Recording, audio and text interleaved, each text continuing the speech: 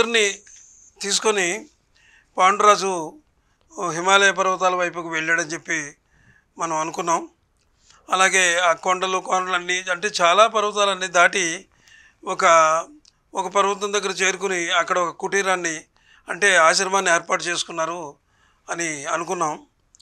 అయితే పాండురాజుకి మాత్రం కొడుకులు లేరు, వారసులు లేరు అనేటటువంటి బెంగ అలాగే ఉండిపోయింది ఆయనలో. అంచేత ఏం చేయాలని అనుకునేటప్పుడు ఆ పరిసర ప్రాంతాల్లోనే చాలామంది ముని పుంగవులు, యోగేశ్వర్లు అందులో చాలామంది తపస్సులు చేసుకుంటూ ఉన్నారనమాట. వాళ్ళు ఈయన బాధ విని అంటే ఈయన చెప్పుకున్నాడు ఇలాగ అయింది పరిస్థితి అని. చెప్పుకునేటప్పటికి ఈయన బాధ విని నీకు బ్రహ్మాండమైనటువంటి ఒక శక్తివంతమైనటువంటి బిడ్డలు పుడతారు నీకు అని వాళ్ళు చెప్పారు.